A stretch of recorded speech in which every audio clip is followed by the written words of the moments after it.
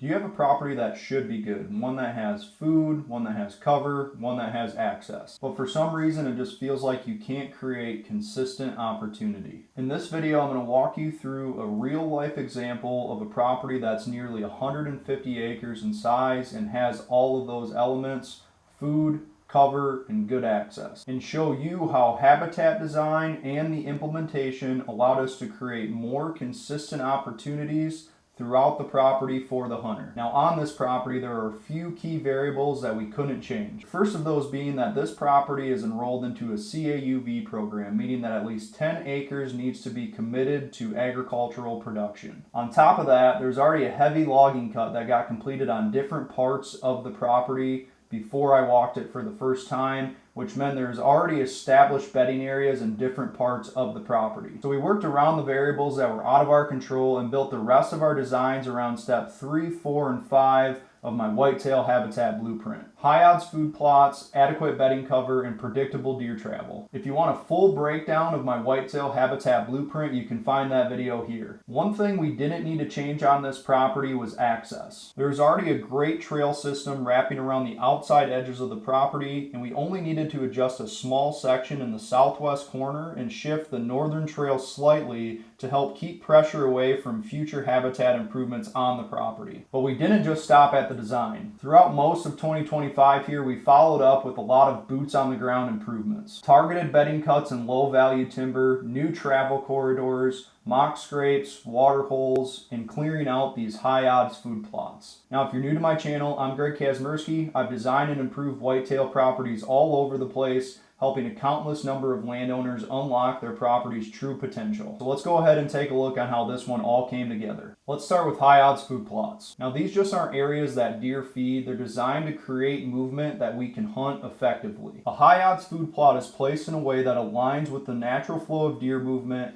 pulls deer into bow range, and still allows for clean entry and exit without blowing up the entire property. Now this property already had one small food plot in place from the previous owner, but we went ahead and added 5 more, each one placed with a clear purpose in mind. So why do these high odds food plots matter so much on this property? Because we already know a few things. We know where the destination ag fields are. We know we've got bedding cover, both from the logging cut that already existed and the new stuff that we added. Now we just need to connect these dots between the bedding areas and the destination food sources in a way that gives us consistent opportunity. The key is going to be how these plots are shaped and positioned. Some are tucked right next to the bedding areas to give the deer a consistent food source to browse on throughout the day. Others are placed right between the bedding areas and the destination food source, becoming a great staging area before the deer head to the destination food sources for the evening. They are shaped in a way that creates a flow of deer travel through the food plots in front of our stand locations. The shapes of these food plots, the locations of these food plots, the hunter access, all of it is intentional. This is how you turn a feeding plot into a kill plot. It's not about throwing seed in the ground and hoping for the best. It's about designing something that the deer want to use in a place that works for you too. When you can get that combination right, predictable deer movement, security cover, and low impact hunter access, that is when these food plots become a weapon in your system. Now let's talk about bedding, because if your property doesn't have adequate bedding cover, you're not holding deer, you're just hoping that they show up. Now when I first walked this property, parts of it had already been cut pretty heavily. Thankfully, a lot of this heavy cutting took place adjacent to the ag fields that are enrolled in that CAUV program. This created a ton of great bedding habitat close to our destination food sources. But there were also plenty of opportunities to add more, especially in different areas of the property that had low value timber or mature cedar stands that weren't offering much value for the deer. So what exactly is adequate bedding cover? To me, it's a combination of visual security, stem count, and layout. It needs to feel safe for the deer to bed, but also be placed in a way that creates predictable movement for us as hunters. So we went ahead and focused on expanding and connecting bedding areas throughout the property. This was especially important knowing that we have hunting pressure outside of the property. If we want to hold deer here, we have to offer more than the neighbors. More cover, more security, less intrusion. And with all of this added bedding habitat, we're not just going to hold more deer, we're going to attract more non-resident bucks. Because when does feel safe and spend a lot of time on a property, bucks are going to check up on them, especially come November. So while food plots get a majority of the attention, it's often going to be that bedding cover that turns a property from a good one to a great one. Now that we've got our bedding and our food in place, the next step is creating predictable deer travel between these key areas. Now on this property, that starts with habitat edge. Thanks to the heavy logging, there's a ton of it. That transition line between thick cut areas and more open woods acts like a compass for cruising bucks, especially in late October and early November. Next, we looked at the natural terrain features that already shaped deer movement. Like this rock wall, it cuts across the property with only a few breaks where deer can move from the lower to the upper elevations. We also had some old logging benches which we cleared up and turned into really nice cruising corridors. And we used our food plots and some open field development to narrow down movement even more,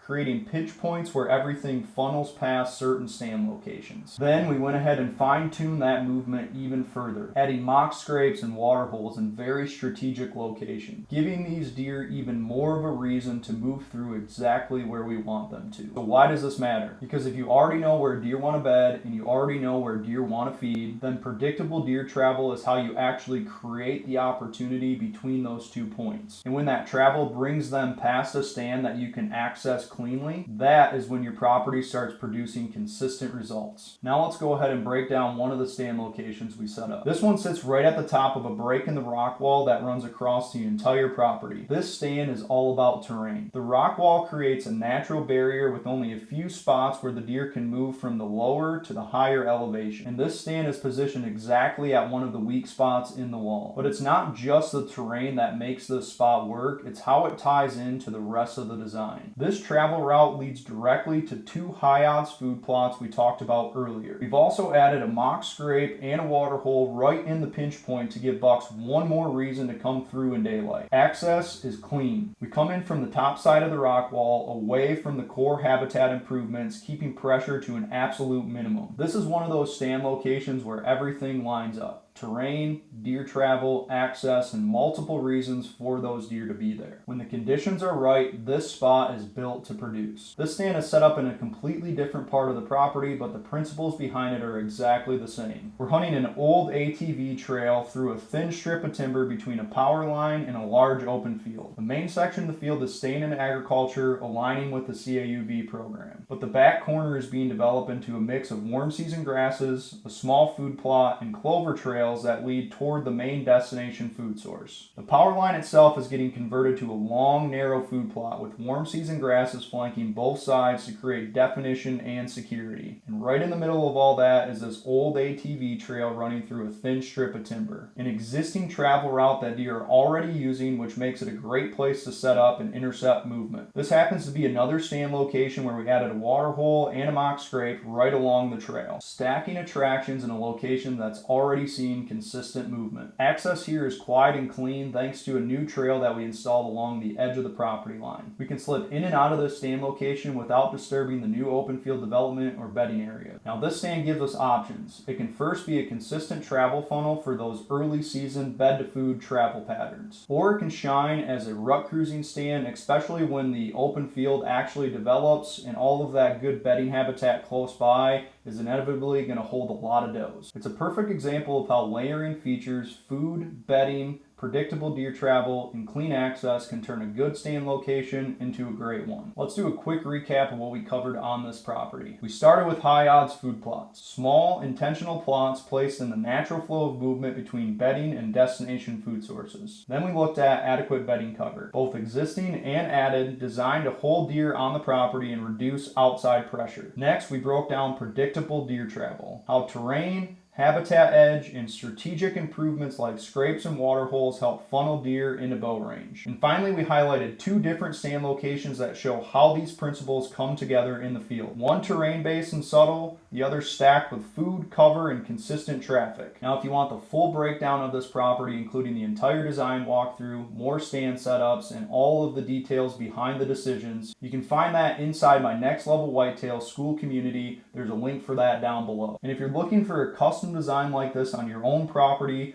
check out my consulting services. I'd love to help you build a whitetail system that actually works. Now, if you found this video helpful, don't forget to hit that like button, drop a comment with your favorite part of this design or the biggest question you have, and make sure you subscribe so that way you don't miss future design breakdowns. Thank you for watching and good luck out there this season.